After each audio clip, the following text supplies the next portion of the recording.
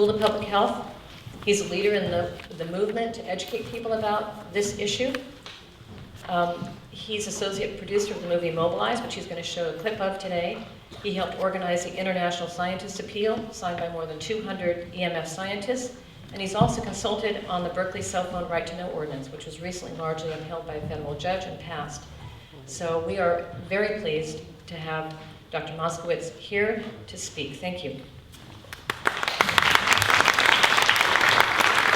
Good morning. Good morning. Okay. I'm going to start by showing a clip from award-winning documentary which was released a year ago called Mobilize, a film about cell phone radiation.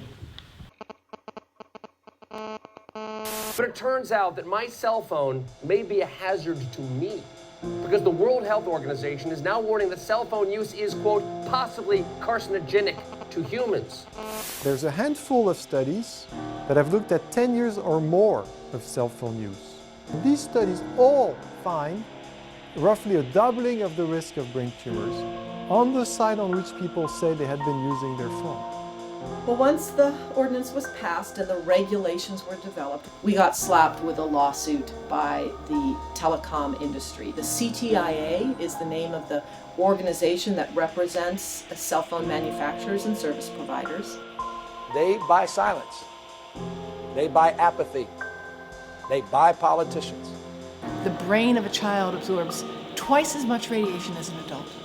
That's a stunning fact. Few people are aware of it. And we are marketing phones and pushing advertising with E-Trade babies talking into cell phones and children running businesses with little phones as though they're benign devices.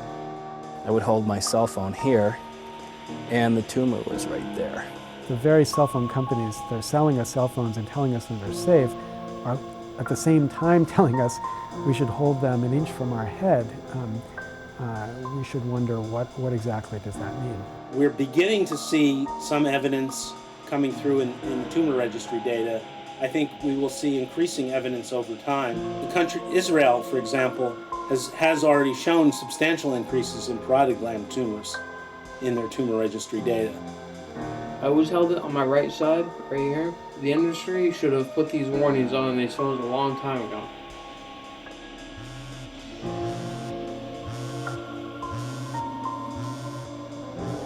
Stories that are critical of cell phones aren't being put on the front page because they'd be going next to a Sprint ad. It was as if the story had been blacked out. Maybe we're wrong, but maybe we're right.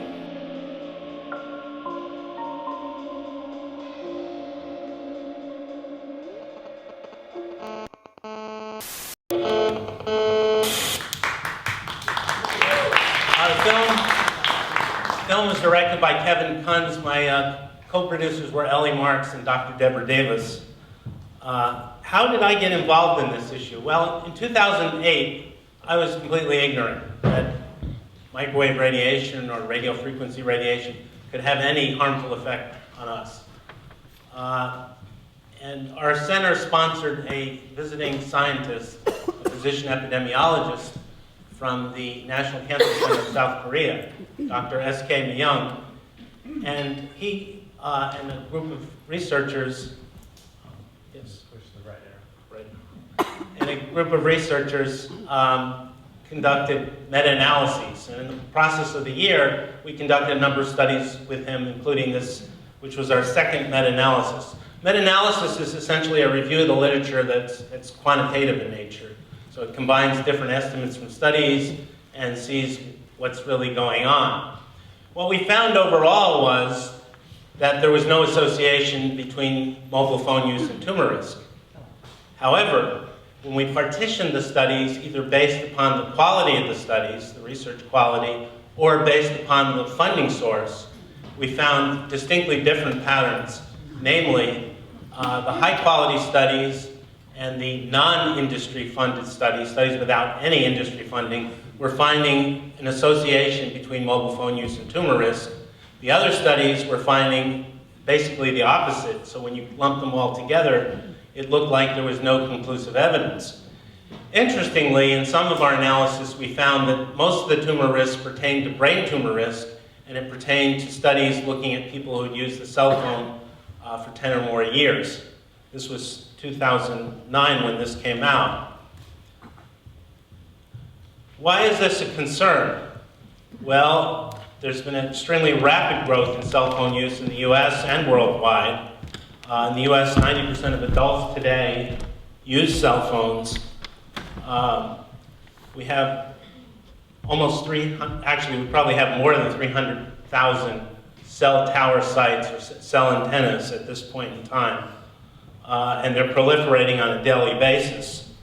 We're dealing with looking at this from a public health perspective, we're dealing with an industry that's roughly $200 billion a year for just wireless telecom. You put in other wireless and it greatly exceeds $200 billion a year.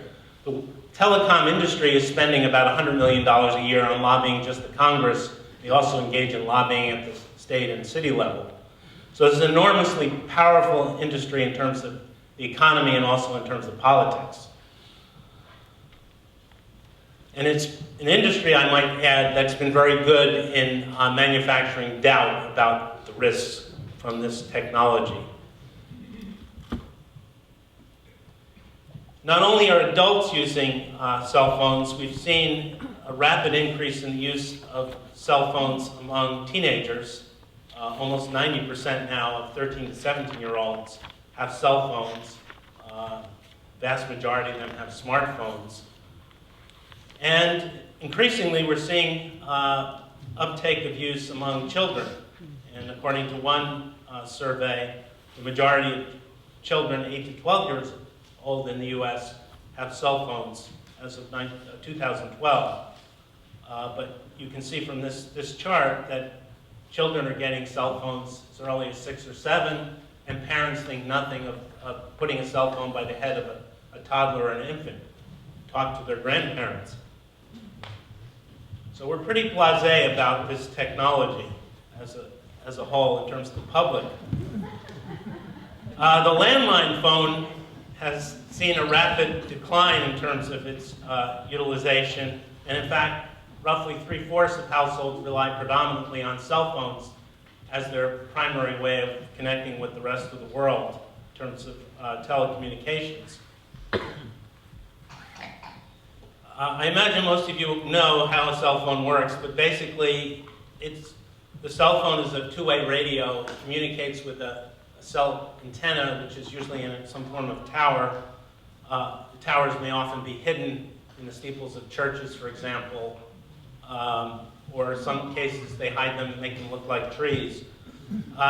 When this cell phone is transmitting, it's emitting microwave radiation. And that radiation generally goes out in all directions.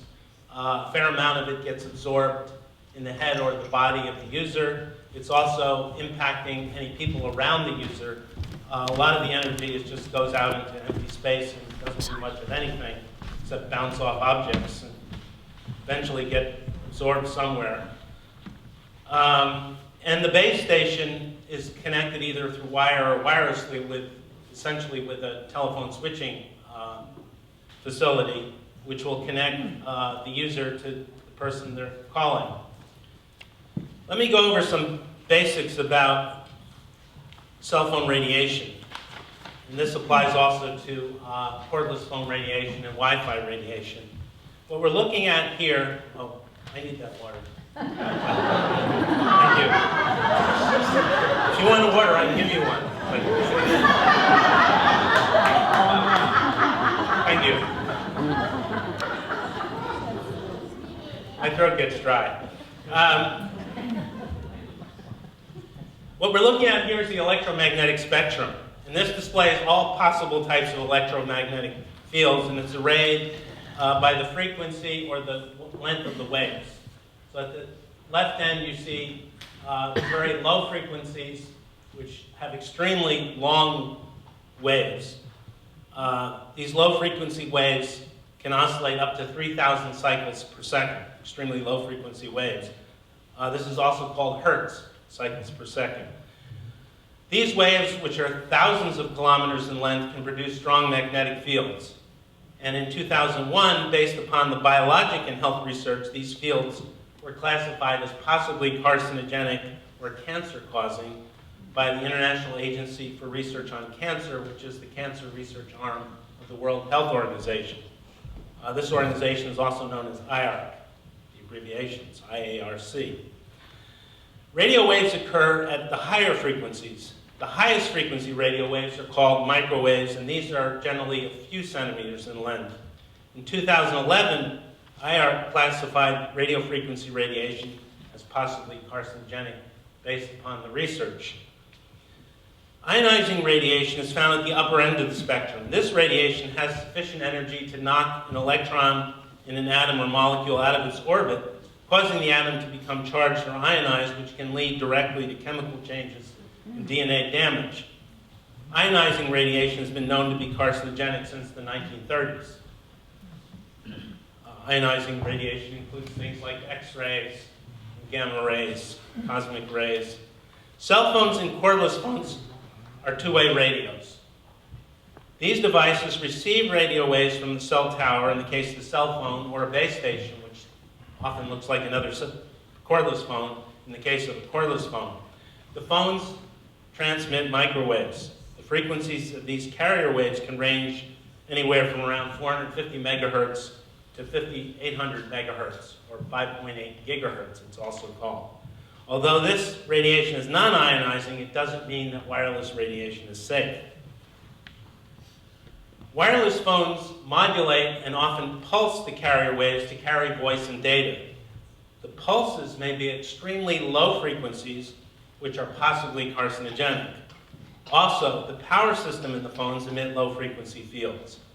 Along with the low frequency fields, the frequency, the modulation, and the pulsing of the carrier waves may be as important as the intensity of the signal in terms of adverse biologic and health effects. This is very important because the tendency of governments is only to regulate largely the intensity of the signal. Sometimes they take into account the frequency. They don't consider these other factors, the modulation, the pulsing of the carrier wave, as being relevant at all. And I think we'll hear from Dr. Paul later that these are indeed important in terms of our biology. Cell phones emit about 1 to 2 waves of microwave power. In contrast, a microwave oven may emit 1,000 watts, whereas the oven has sufficient power to heat tissue. The cell phone generally does not, except perhaps when it's held directly against the body. And there's some debate about whether you can get a thermal effect then or not from the cell phone radiation itself. However, this too does not mean that cell phones are safe because it doesn't produce these thermal effects. Yet our government and most governments around the world are only regulating for these thermal effects. All they're concerned about is to prevent the heating of tissue from the thermal risk from the exposure. The measure that we use to assess the amount of radiation absorbed is called the specific absorption rate, and this is used for a device that's used near the body, like a laptop or a cell phone. It's also called the SAR for short. However, hundreds of studies have found biologic and health effects from exposure to these low-intensity subthermal levels of microwave radiation. Our government regulations adopted in 1996 by the Federal Communications Commission, or the FCC, were designed only to protect us from these thermal exposures. And this is the crux of the health and safety problem, the public health problem we're facing today. To further complicate matters, a smartphone typically has 5 different types of microwave transmitters, including 3 different cellular technologies, along with Wi-Fi and Bluetooth. Some of the transmitters, too, are operating at multiple frequencies, and some can operate simultaneously with others, exposing the user to a complex mixture of the radiation. The smartphone also is often updating and communicating with the cell tower even when you're not using it to update its applications and the data within it. So it's emitting on a pretty regular basis microwave radiation. Some researchers feel that the variability, too, in the types of radiation that are being emitted is an important factor which is often not captured in many of the biologic studies which use a consistent, constant signal. And they would further argue that those studies that actually use a real cell phone instrument are more likely to produce a biologic effect than studies that are just using a signal generator. The intensity of the radiation emitted by a cell phone depends upon how good the signal is from the nearest cell tower. So to reduce the exposure, you should only use the phone when the signal is strong. Also, of course, you should keep the phone away from your head or body, as the signal strength varies with the inverse square of the distance. What that means is the difference between keeping your phone 10 inches from your body as compared to a 1/10 of an inch results in a 10,000-fold reduction in your exposure.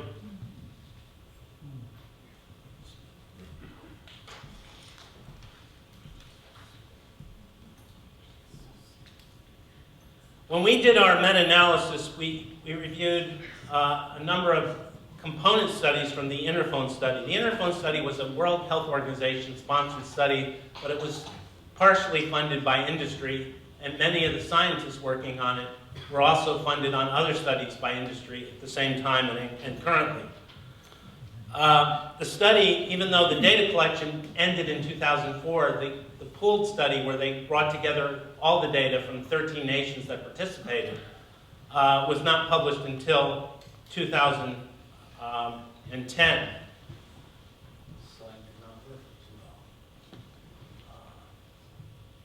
At any rate,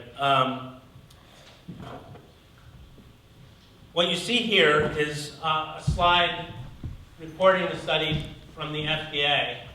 You can't see their emblem at the top, unfortunately, but take my word for it. The NCI had a similar report.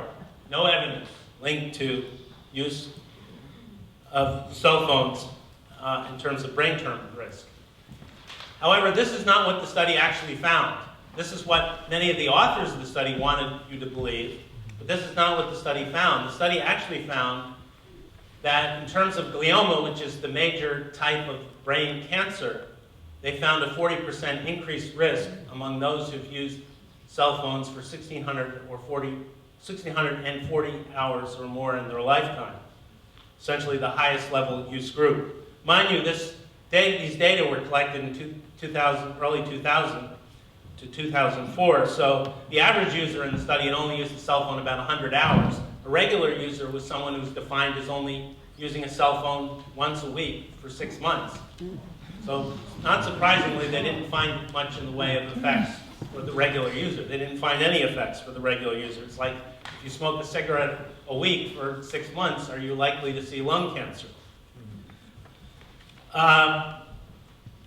Interestingly, too, this 40% increased risk, in an appendix to the study, they did a bunch of what are called sensitivity analysis, and it turned out to be very robust. No matter how they analyzed the data, this risk held up. In a second appendix, which was really buried, they found that when they compensated for one of the many methodologic problems of this study, this increased risk actually doubled to about an 80% increased risk with another very simple analysis. They also, in that analysis, showed a dose-response relationship in terms of number of years of use. But they dismissed these effects saying, oh, well, the Swedish cancer registry would be picking up these effects, and it doesn't seem to be showing an increase in brain cancer risk, so let's just ignore this risk. Nonetheless, most of the media throughout the world, including the US, reported as partial evidence that cell phones can indeed, or at least be linked to brain cancer, if not cause it. So I was quite surprised and shocked when I saw that the National Cancer Institute and the Food and Drug Administration basically dismissed the evidence for risk altogether, probably to try to allay any concerns among the American public. There seemed to be some denial going on there, and we'll go into this more, about the problem with governments today and policymakers. In 2011,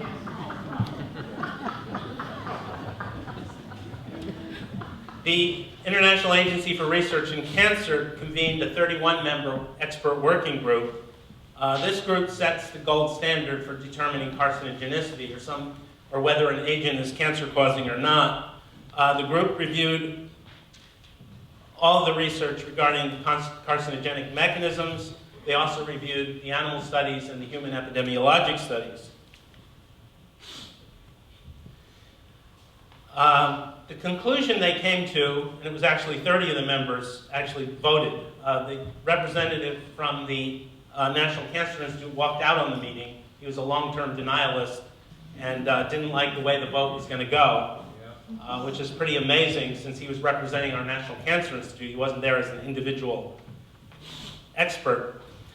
Nonetheless, the organization, much to the surprise of many researchers in the field, because this is a very conservative body when you bring together 31 scientists in a panel like this, they declared that radio frequency radiation is possibly carcinogenic to humans.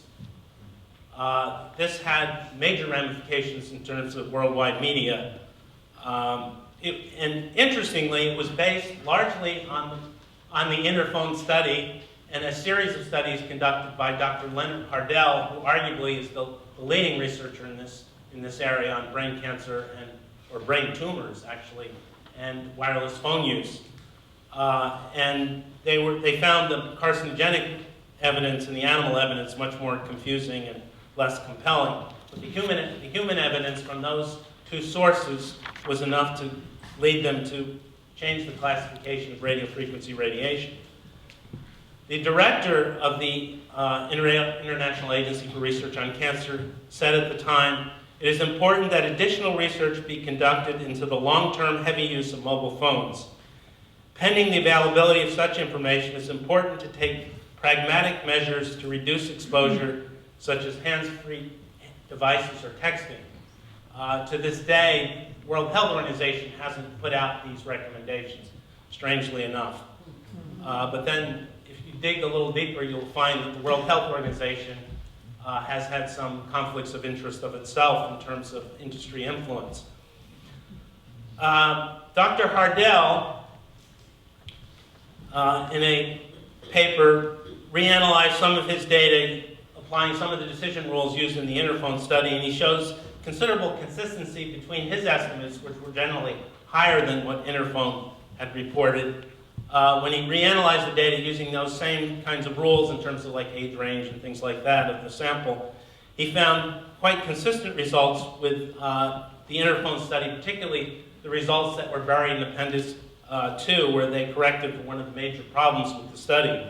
And what we're seeing is almost a twofold risk in brain cancer, glioma, among people who've used cell phones for 1,640 or more hours, and about a twofold risk, and these are significant estimates, statistically significant, for 10 or more years of use. A more recent study conducted in France, a 4-site study, replicates the effect and actually found in a stronger association. For roughly 900 hours or more, they found almost a threefold risk in terms of brain cancer in France. The estimate, although much greater than 1, was not significant for 10 or more years of use. So there may be many more very light users in France that don't get picked up in this 10-year estimate. Dr. Hardell also published a series of case control studies in 2013 where he had enough people who had used wireless phones, that's cell phones and cordless phones, for 25 or more years. And in that study, he found that the risk of brain cancer, glioma, was essentially threefold. He also looked at a tumor called acoustic neuroma, which is a tumor on a nerve from the ear to the brain. And this is the ear proximal to where the cell phone or cordless phone was used. And in all cases, the proximal side of the brain, the estimates were higher when you confine the analysis to that. For acoustic neuroma, he found a 4-fold risk increase for 20 or more years. Now, what about the biology? The biology, there's a lot of studies. I think we're talking about thousands of studies. A set of studies that Dr. Henry Lai shared with me last September. He was the first to publish studies in 1995 on the DNA damage. And he's currently a co-editor of the journal Electromagnetic Biology and Medicine. He also worked on the international appeal with me and some other scientists. He's been collecting studies over the years, and among the more recent studies, here's a collection of roughly 500 biologic studies, he finds that 75% of the studies are reporting evidence of significant biologic effects. In some earlier work, he actually analyzed the funding source and found there too, as we found, the industry-funded studies were much less likely. Roughly 30% of them found significant biologic effects, whereas the non-industry funded studies at that time, 70% were showing biologic effects. Now, with the more recent studies, we're seeing across a whole range of different types of outcomes, roughly 3 out of 4 studies are showing significant biologic effects from exposure to radiofrequency radiation. A more fine-grained analysis, which perhaps is somewhat more relevant to the cell phone and cordless phone, the recent review published by Dr. Yakimenko and his colleagues, which they were looking at oxidative stress from low-intensity radiofrequency radiation. Oxidative stress is simply an imbalance between the production of free radicals and the body's ability to counteract their harmful effects via antioxidants. And this can be a precursor to cancer if the body doesn't kill off these cells. And what he found in looking, and I contacted him, he said they came up with exactly 100 studies. I found that a little strange, but he said that's all that passed through their filter. A nice, neat 100 studies. Although he said since they published the paper, they found a few more, and they all showed evidence of significant oxidative stress. 93 out of the 100 studies showed evidence of oxidative stress. The kinds of effects that are reported in these studies range from disrupted cell signaling to production of stress proteins, to free radical formation, to DNA damage, and in some cases leading to carcinogenicity. And there was a bunch of studies that showed evidence of neurologic disorders. For example, attention deficit hyperactivity kinds of effects on memory, essentially, and learning. Hippocampus seems to be particularly susceptible to this form of very low intensity radiofrequency radiation, microwave radiation. They also found evidence which would be suggestive of electrohypersensitivity, and I'll talk a little bit more about that later. What about children? Well, our regulations don't really make any special account for children, or for that matter for women, or even any smaller adult. The child's brain, it turns out, and we've known this since the 70s actually, but Om Gandhi has been reporting this in a number of papers, and Om was one of the co-chairs of one of the 2 committees that set the radiation standards back in the 90s. Has been reporting that the child's brain, the 5-year-old's brain, absorbs twice as much radiation as the adult brain. Well, this is not at all accounted for in terms of our testing procedures for cell phones. The testing procedures also don't take into account any metal objects on the body or in the head. For example, metal fillings, braces, metal eyeglass frames will all alter the amount of radiation that's absorbed. This is not accounted for in any of our testing procedures. What do we know about brain tumor risk among children?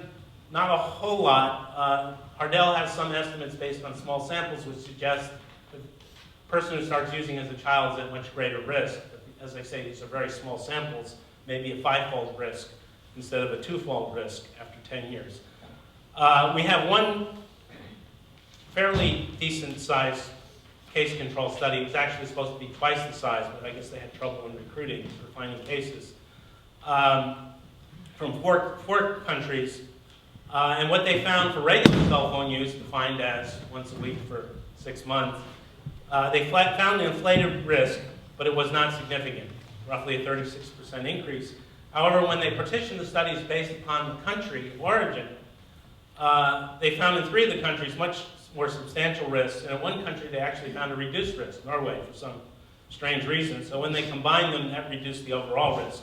However, an interesting sub-analysis which they ignored in their discussion was when they looked at a subsample for whom they had cell phone company records. They didn't have to rely on self-reported use of the phone.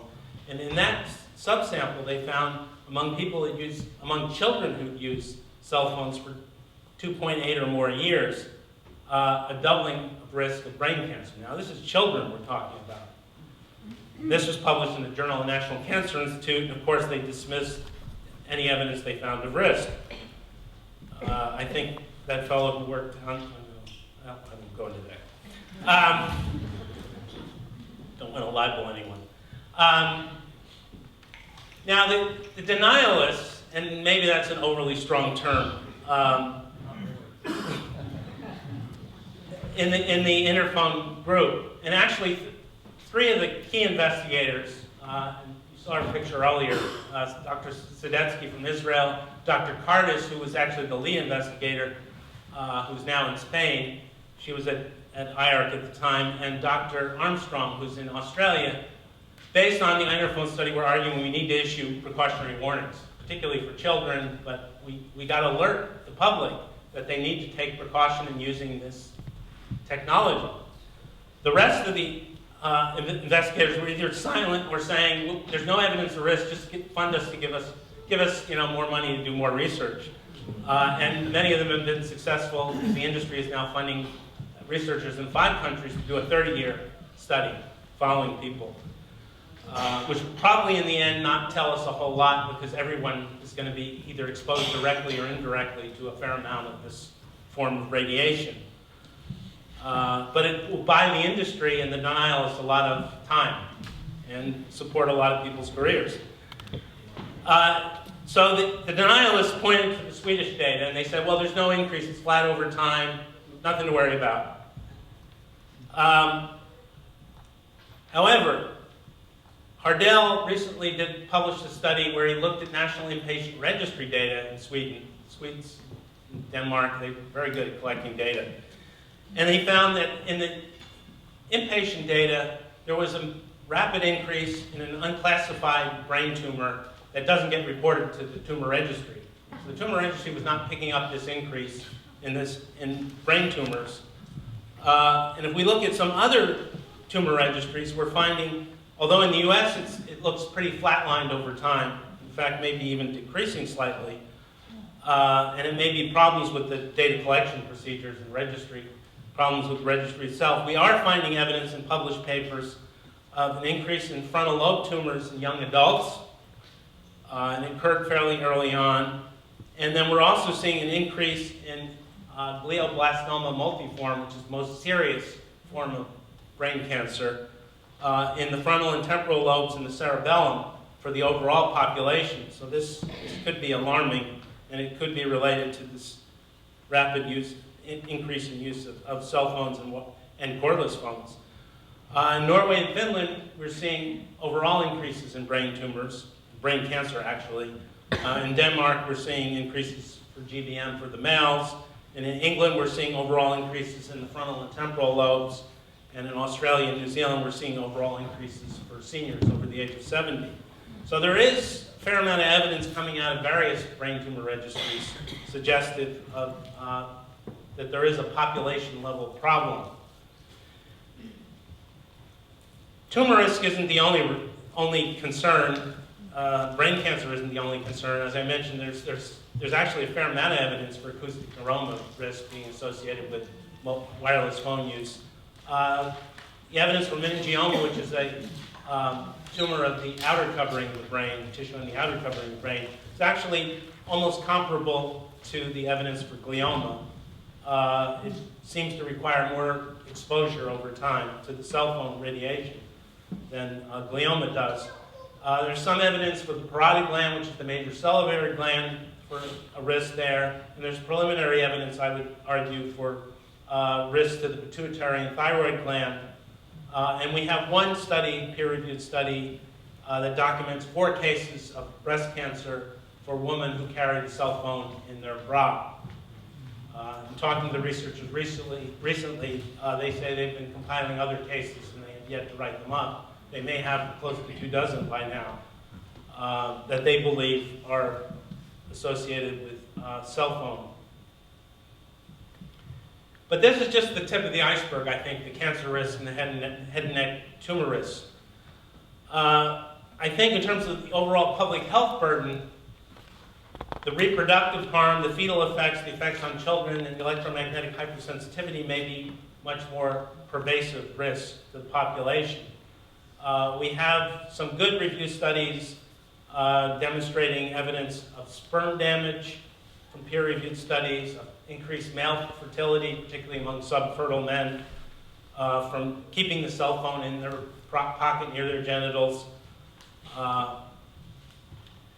We have human evidence for effects on memory of the offspring from exposure during fetal development, prenatal exposure, evidence of attention deficit hyperactivity, preliminary evidence, well, at least speculation, and I think some of the other speakers will talk to this, about autism being related to fetal exposures and perhaps early childhood exposures. We have peer-reviewed evidence showing that children who use cell phones are more at risk for headaches, migraines, hearing problems, attention deficit hyperactivity disorder. Electromagnetic hypersensitivity, which some of the other speakers will cover, ranges a whole gamut of symptoms, often from very low intensity cumulative exposure to microwave radiation from various sources, and in some cases from extremely low frequency fields exposure. And these can range from headaches, dizziness, fatigue, insomnia, ringing of the ears, skin rashes. In some cases, people get heart palpitations. So there's various kinds of allergic symptoms that people experience. And they may be fine all up until a point or not even realize they have any problems, and then something may trigger a rash of these kinds of symptoms whenever they're in the presence of these fields. Like in here. The industry. The CTIA, the Wireless Association, basically hides behind various organizations. Early on, they actually funded some research, supposedly in conjunction with the FDA. The FDA dissociated itself from the research when it found out what was going on. The head of the CTIA at that time is now currently the head of the FCC, and the regulatory agency, and the head of the FCC, and one of the FCC chairs is now the head of the CTIA. So they basically hide behind government agencies, but I think behind the scenes they're pretty much controlling the government agencies. They certainly have a great deal of influence on the FCC. In our film, we have an interview with one of their spokespersons who says, well, we meet with the FCC 500 times a year. Of course, it's on a variety of issues, but we don't really influence them. We just tell them what we think. And they say the same thing about the $100 million they spend lobbying the Congress. We don't really influence them. You can't buy votes, right? So you see the World Health Organization, and you note the language they're using. To date, no adverse health effects have been established as being caused by. The FCC uses similar language, established as a causal link. The FDA is a little more careless than the NCI, because they're actually more denialist.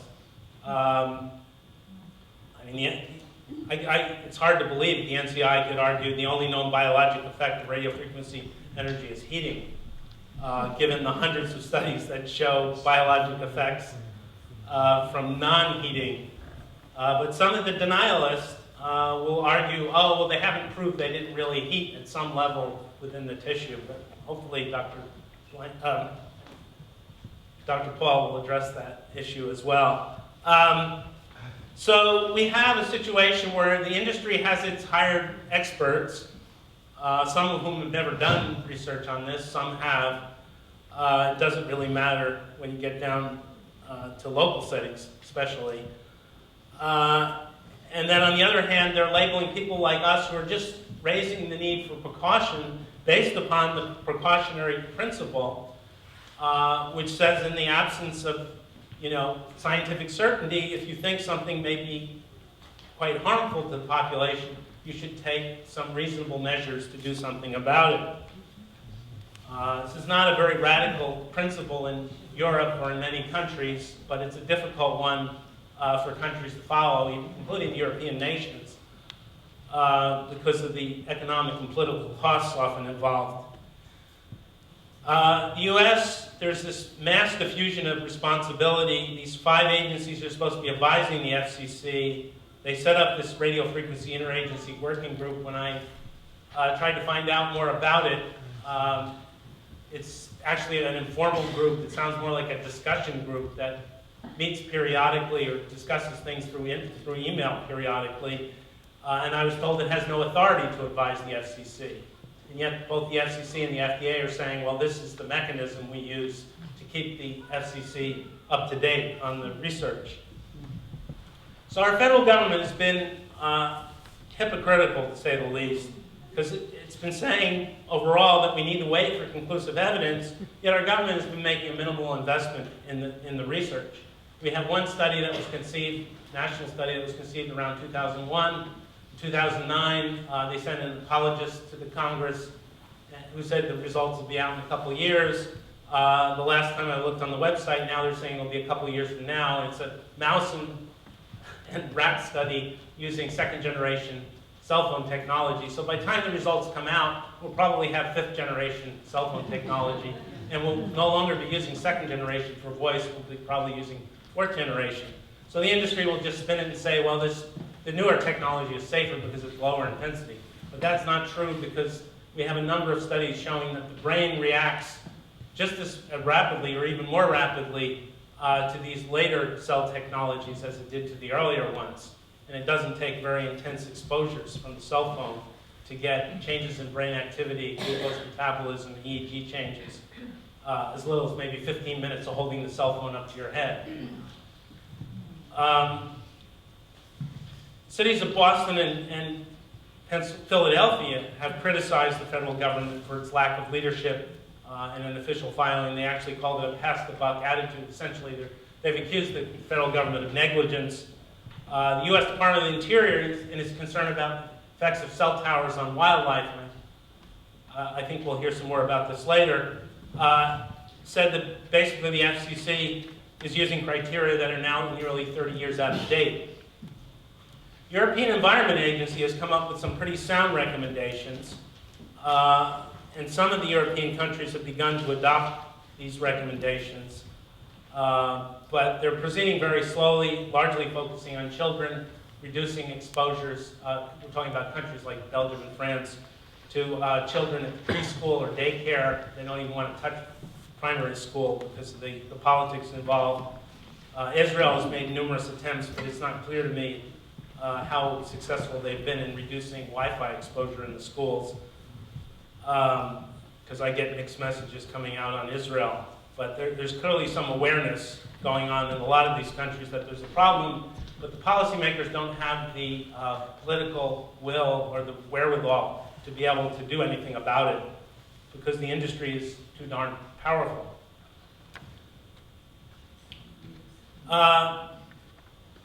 During the past year, I worked with several other scientists in putting together a petition calling on the World Health Organization, the UN, and all world leaders to do something about this problem. And among other things, it called for precautionary health warnings, stronger regulation of electromagnetic fields. It's been signed now by, I think it's over 210 scientists, all who have published peer-reviewed studies on biology and health, or health, and electromagnetic fields. Some cases extremely low frequency, and in many cases radio frequency fields. We have yet to receive any response from any formal organization. It did get worldwide media attention. I also worked on, with local advocates, a cell phone right-to-know ordinance in Berkeley, which you've probably read about if you're in the Bay Area, because it's been covered by over 100, it's generated over 100 news stories in the Bay Area, probably close to 150 worldwide. We seem to be prevailing in the federal lawsuit at this point in time, but we know the industry has very deep pockets and a very well-paid, high-profile lawyer,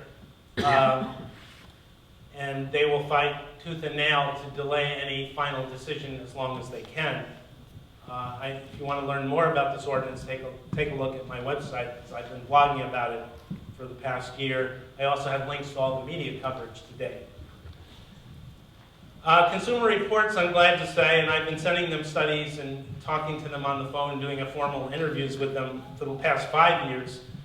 In the current issue on the newsstands, but you can also find this on their website, have come out with pretty good personal recommendations, and they've also come up with some policy recommendations.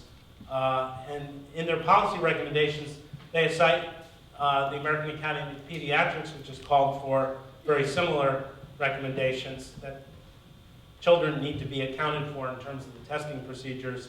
And also the Government Accountability Office in 2012 called on the FCC to change their testing procedures.